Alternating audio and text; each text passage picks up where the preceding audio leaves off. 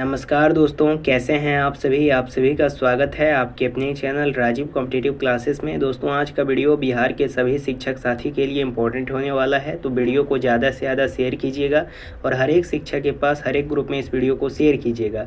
देखिए, यूपीएस आप लोगों का लागू हो रहा है। 10 साल, 12 साल, 14 साल, 16 साल, 18 साल, 20 साल या 25 साल वर्षों का अगर आप नौकरी कर लेते हैं तो आप लोगों का प्रति माह का कुल कितना पेंशन आप लोगों को मिलेगा, इसके बारे में आज के इस वीडियो में बात करेंगे।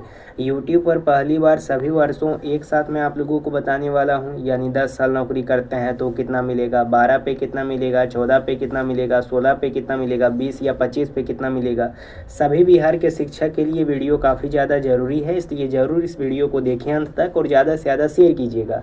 नए हैं चैनल पे तो सब्सक्राइब कीजिएगा, बेल आइकन को प्रेस कीजिएगा। वीडियो को शुरू करते हैं। देखिए, सबसे पहले हम लोग ये समझ लेते हैं कि यूपीएस यानी होता क्या है। ये आप लोगों का एकीकृत पेंशन योजना होता है, जो कि हम लोग इसको कहते हैं यूनिफाइड पेंशन स्कीम। यूपीएस के तहत विभिन्न वर्षों की नौकरी यानी 10 से 25 वर्ष पर मिलने वाली पेंशन की गणना का तरीका बेहद आसान है। इसे समझने के लिए एक उदाहरण के तौर पर मान लेते हैं कि किसी शिक्षक का रिटायरमेंट के समय अंतिम जो आप लोगों का 12 महीना है उसका जो बेसिक पे है ये 50,000 है और वर्तमान महंगाई राहत यानी डीए जो है ये 53% है। अभी तो 60 कर दिया गया है, लेकिन मान लेते हैं भाई पुराना से ही कि 53 है या 60 है। तो यूपीएस के नियमानुसार पेंशन की गणना का मुख्य स्रोत क्या होगा, मतलब सूत्र क्या होगा, सो समझिए।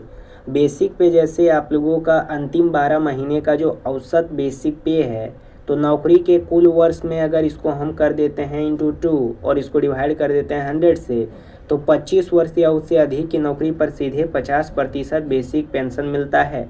इसके बाद बनने वाला बेसिक पेंशन पर वर्तमान दर से महंगाई राहत यानी डीआर जोड़ी जाती है, जिससे आपकी कुल पेंशन तय होती है। 50,000 बेसिक पे के आधार पर सभी वर्षों की पेंशन नीचे दी गई है। सबसे पहले 15 वर्ष की नौकरी पर आपको कितना मिलेगा, आप इसको करके देख लीजिए। जैसे कि 12 महीना बचा हुआ है, ठीक है, बेसिक पे आपको 50,000 मिल रहा है।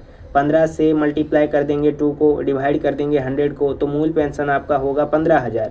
महंगाई राहत अगर हम लोग यहाँ पे 15% के आधार पे देखें तो देख सकते हैं 7,950 होगा और कुल जो मासिक वेतन आपको मिलेगा ये 22,950 मिलेगा हर महीने, ठीक है। अगर आप यहाँ पे 10 वर्ष का नौकरी करते हैं तो अब आपका जब रिटायरमेंट होता है तब आपका कितना पेंशन मिलेगा सो देख लीजिए। गणना उसी के आधार पे करेंगे। मूल पेंशन आपका 10,000 होगा, महंगाई राहत देख सकते हैं, और कुल जो मासिक वेतन होगा आप लोगों का ये 15,300 होगा, ठीक है। यानी उससे थोड़ा कम रहेगा क्योंकि इसमें 10 वर्ष का है, वो 15 वर्ष का था। आगे भी हम लोग देख लेते हैं। अब यहाँ पे अगर कोई ऐसे शिक्षक हैं जिन्होंने 25 वर्ष सेवा दी नौकरी में, तो उनका पूर्ण पेंशन किस प्रकार से मिलेगा। मूल पेंशन उसका जो होगा बेसिक पे उसका सीधा 50% यानी 25,000 होगा। महंगाई राहत अगर डीए देख लें तो वो 13,250 होगा और कुल मासिक वेतन जो होगा मतलब पेंशन होगा ये 38,250 होगा। अगर कोई शिक्षक 20 वर्ष की नौकरी करते हैं तो उनको रिटायरमेंट के बाद कितना पेंशन मिलेगा सो देख लीजिए। उनका यहाँ पे टोटल मिलेगा 30,600 और 38,250 उनको मिलेगा जो 25 साल से कार्यरत हैं। आई बात समझ में। अब अन्य वर्ष जैसे 12 वर्ष, 16 वर्ष, 18 वर्ष का गुना भी कर सकते हैं। जैसे कि देख सकते हैं 12 वर्ष की नौकरी पर आपको किस प्रकार से मिलेगा। 50,000 इंटू में 24 कर लीजिए, डिवाइड कर लीजिए 100 से, तो 12,000 मूल पेंशन हो जाएगा और डीए के आधार पे 18,360 कुल पेंशन आपको मिलेगा प्रति माह।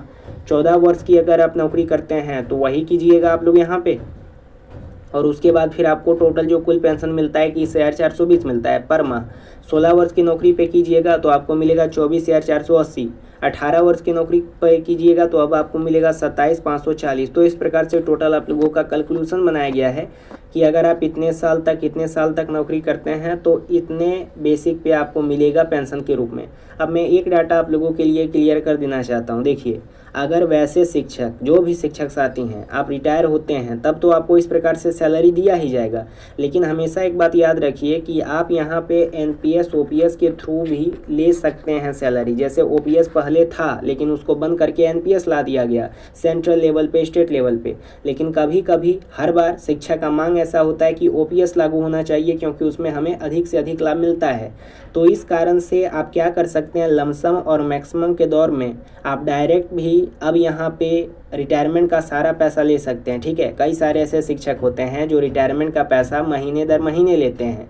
देखिए, गवर्नमेंट जो होता है आप लोगों का बहुत सारा पैसा कटौती भी करता है, जो कि गवर्नमेंट के पास जमा होता है, आपके पास होता है थोड़ा सा, और वही जमा होते होते रिटायरमेंट के समय आपको दिया जाता है, वो आप लोगों का खुद का पैसा होता है। ठीक है, तो रिटायर हो जाते हैं तो अगर आप चाहेंगे तो महीना महीना आपको दिया जाएगा, और अगर आप चाहेंगे कि एक ही बार हमको दे दिया जाए तो एक ही बार आपको दे दिया जाएगा। इस प्रकार का भी क्राइटेरिया इसमें बनाया गया है। तो बीपीएससी शिक्षक, विशिष्ट शिक्षक, नियोजित शिक्षक, एचएमएसटी शिक्षक सबके लिए इम्पोर्टेंट था।